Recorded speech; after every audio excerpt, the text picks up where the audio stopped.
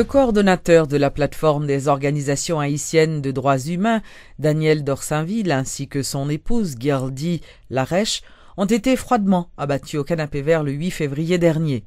Le militant des droits humains ainsi que sa conjointe circulaient à pied dans le quartier de Bois-Patate lorsque le drame s'est produit, a rapporté Antonal Mortimé, secrétaire exécutif de la POHDH. Dans une interview accordée à Radio-Télé Métropole, le secrétaire d'État à la sécurité publique, Réginald Delva, qui a fait remarquer que le couple a été victime d'un braquage, a annoncé l'ouverture d'une enquête afin de trouver le responsable de ce double meurtre. Il a indiqué que ce drame n'a rien à voir avec la politique, contrairement à certaines informations. Témoin qui était là, selon ça, la police bail, est qualifié quand même encore une fois, M. Dorsainville, d'un homme de grand courage, de même qui pose une action héroïque, parce que c'est presque couvrir, là, il a découvert Madame Ni, qui fait qu'il perdu la ville tout. Donc, nous ne pouvons pas être indifférents à Jacques Sa, à Poto Garçon, qui a milité dans le droit monde, mais qui montre autour, il était prêt pour perdre la ville, pour l'aider quand même l'autre être humain et pas courir le groupe. Alors, je parle avec M. Mortimé, il décrit M. Daniel Dorsainville comme un personnage discret. Donc, c'est la raison pour laquelle, en pile action que le fait, il ne pas jamais parler de lui. D'ailleurs, il y a une confusion sur le nom, pas de monde qui compte nier. Cela veut dire que son monde qui est discret. Donc, dans ce sens, ça, pour respecter mémoire et Daniel Dorsainville, on a souhaité que justement, en pile monde et respecter mémoire comme un homme discret, pour ne pas venir essayer de prendre libre sur ça gratuit, ça, sur crime horrible, ça, au Dieu, qui révoltait quand même tout le monde. Donc, ce n'est pas le moment pour que le monde ait essayé de capitaliser sur un crime. Au contraire, pas de pression pour que le résultat de l'enquête soit sorti, pas de pression pour la police faire travail, mais pas rentrer dans la spéculation, à courir des bagailles qui ne pas camper sur rien, qui ne pas fonder. Donc, si il y a des gens qui témoignent, si il y a des gens qui tendent, la police a aidé le ministère dans le cas d'enquête là.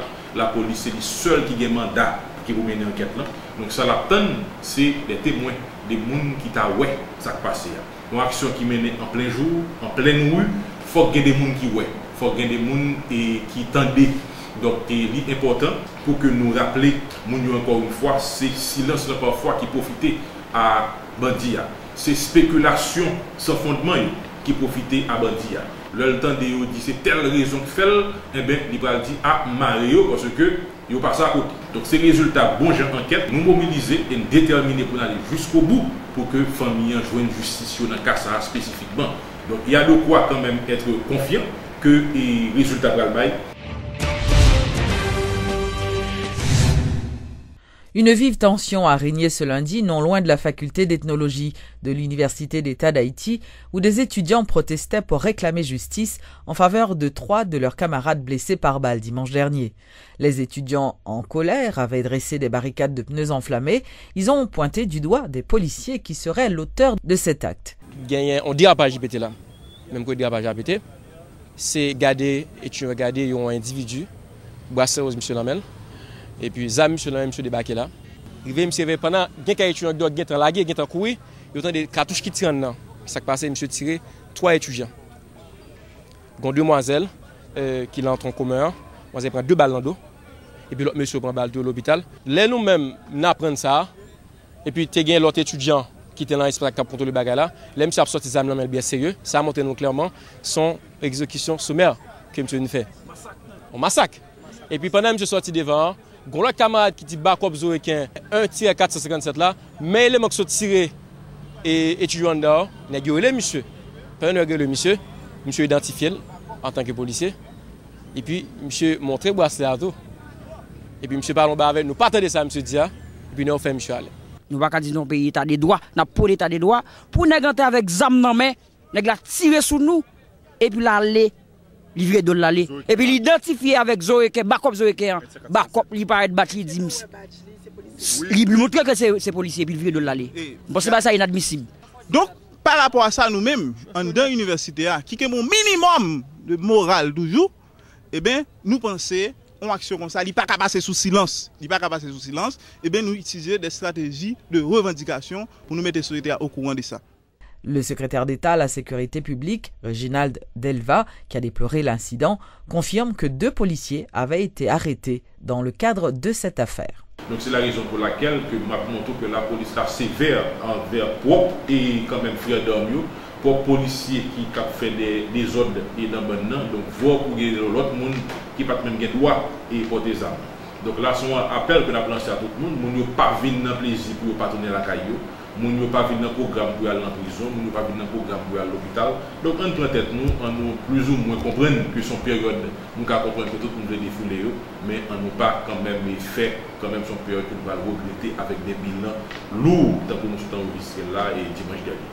Parallèlement, la police a annoncé l'arrestation de 2 agents de la PNH pour avoir ouvert le feu sur les carnavaleux lors des festivités pré-carnavalesques au Champ de Mars. Selon le porte-parole de la PNH, au moins une douzaine de personnes avaient été blessées, dont 4 par balle, lors de cette manifestation culturelle. La 5e édition du programme Gouvernement La Caillou s'est tenue le week-end dans la ville des Gonaïves, le samedi 8 février dernier. La délégation gouvernementale qui était conduite par le Premier ministre, les discussions concernaient les projets infrastructurels, sanitaires et économiques, ainsi que les programmes sociaux en cours dans la Cité de l'Indépendance et ses environs. On connaît que job le créé à travers business privé, à travers investissement. Et c'est pour ça tout que l'important que carnaval là, ville Gonaïve là, li lever des filles. Parce que son test lié pour le monde entier, pour leur entendre parler de Gonaïve, pour y avoir belle bagarre que Gonaïve vient pour l'offrir. Et c'est à partir de carnaval là, nous avons gagné plateforme et opportunité pour nous capables de montrer le monde entier ça Gonaïve là. Donc, on ne va pas mettre l'opportunité ça. Jean gouvernement habitué à faire chaque côté que le passé, que la loi population, yo, dans tout engagement que l'habitué prend, il toujours créé un comité suivi qui formait de monde. Et je dis, après, dans le gouvernement La Caillou qui fait Gonaïve là, il y a un total 26 engagements que le gouvernement prend en face de la population Gonaïve là. Alors, on a dit que l'engagement, ça y a fait à côté plan spécial que le gouvernement déjà prévoit pour Gonaïve. Donc, on a dit comité A, dès aujourd'hui, il va prendre charge pour suivi engagement. Le comité a bien pour faire première réunion officielle dès la semaine prochaine, que moi-même m'a assisté ensemble avec eux, et nous avons commencé le travail sous chaque engagement pour le gouvernement respecter l'un après l'autre. Le chef du gouvernement a pu visiter les projets de construction de l'hôpital La Providence et les chantiers du centre sportif de Bassin-Maillan, 2e section de la commune des Gonaïves. Il s'est également rendu à la faculté de droit et des sciences économiques pour y inaugurer un laboratoire informatique moderne de 62 ordinateurs. La rencontre entre les présidents Martelly et Obama était vitale pour le pays, selon Adi Jangardi, ancien ministre de l'Information et président de la Fédération des journalistes haïtiens. Il estime que c'est le signe de la volonté d'Haïti de diversifier ses relations et de donner ainsi des garanties aux États-Unis. Je crois que la rencontre avec Obama, d'une manière ou d'une autre, était capitale et importante pour la République d'Haïti, pour l'État d'Haïti. Et c'est vrai qu'il y a eu des rencontres cordiales entre d'autres présidents américains et d'autres présidents haïtiens, et qu'après, il n'y a pas eu de suivi, soit qu'il n'y ait pas eu de suivi ou qu'il y a eu des catastrophes, c'est-à-dire soit des chutes de gouvernement, soit des départs précipités, etc.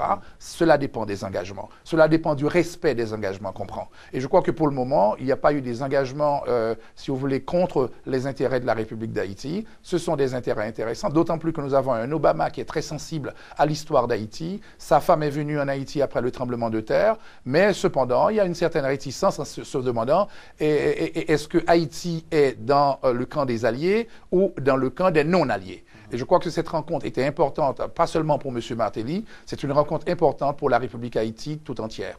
Évidemment, le dialogue entre deux chefs d'État brise les risques négatifs. Parce que quand vous n'êtes pas invité par les États-Unis ou par d'autres pays amis, ou quand ils n'acceptent pas votre invitation, là, c'est là que vous pouvez parler d'un risque de détérioration des relations diplomatiques. Mais quand vous invitez et qu'on accepte l'invitation, ou quand aussi vous invitez l'extérieur à venir et qu'ils acceptent de venir, c'est un bon point. Je crois qu'Haïti a fait beaucoup d'efforts au cours des dernières années.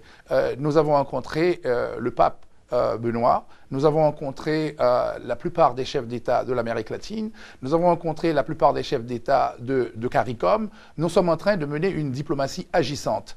Quand nous parlons de nous parlons de nous autres Haïtiens. Et il ne faut absolument pas nous écarter de ce qui se fait par rapport à notre pays. Si une catastrophe arrive, cela nous concerne tous. Et il faut surveiller ce qui se passe au niveau de l'État, surveiller aussi le président de la République d'Haïti et lui indiquer les voies à suivre dans le cadre des engagements que nous prenons. Ça, c'est le travail de la société civile. Les citoyens haïtiens de la diaspora pourront très bientôt se procurer leur carte d'identification nationale. L'annonce a été faite ce lundi par le directeur de l'Office national d'identification, Jean-Baptiste Saint-Cyr, car une vaste campagne visant à identifier les Haïtiens de l'extérieur sera lancée sous peu. Au point de vue légal, effectivement, nous prêts. Nous prêts parce que il clairement dit dans le décret qui crée l'Union, mais qui ça, on a besoin pour lui-même l'identifier. Alors, pour nous venir accès à registre, il faut qu'il y ait un document primaire, un document initial qui dit que c'est haïtien. Et ça fait dans le cadre de ça, pour le ministre de comprendre la nécessité pour te faire une commission large, qui est tout acteur qui est impliqué de près ou de loin, l'affaire migration, l'affaire état civil et la question d'identification. Et l'autre partenaire au niveau du gouvernement, qui c'est le ministère des Affaires étrangères, le ministère qui a couru à l'étranger, tout ça sont des acteurs qui sont impliqués, qui sont même taxes sur ça, qui a jour et nuit pour nous avancer dans la question. Des créations outils fondamentaux qui viennent porter en plus à l'autre document que nous avons et nous pensons qu'avec les éléments, nous sommes capables facilement d'arriver à ce problème. Nous-mêmes au niveau de l'ONU, nous ne pouvons pas permettre que les gens haïtiens, mais nous permettre que les gens qui sont haïtiens déjà identifiés en tant qu'haïtiens. Alors pour les documents initial, ça, c'est acte de naissance lié ou bien extrait de l'acte de naissance. Par rapport à mandat, par rapport à mission, nous, qui pour enregistrer tout haïtien, nous pensons que nous-mêmes avons pensé des dispositions pour sitôt que nous avons obligation pour nous déployer, et c'est le cas aujourd'hui, que nous déployer avec un souci d'efficacité. Pour nous assurer que le lait nous dans notre pays, non seulement que nous avons haïtien au service, mais un service de qualité, mais nous permettons de moyens légal pour être capable d'avancer et jouir en série de privilèges et jouir un respect que vous méritez en tant que citoyen haïtien. L'État haïtien veut que c'est lui qui porteur projet et c'est lui qui finance. C'est une question haïtienne, c'est une question de souveraineté, c'est un problème haïtien que nous voulons résoudre, alors c'est l'État qui finance. Normalement, nous vers l'autre aspect de la question, comme support technique, support logistique, par l'autre partenaire, mais prioritairement c'est un projet haïtien et financement c'est tout ce public qui a fait.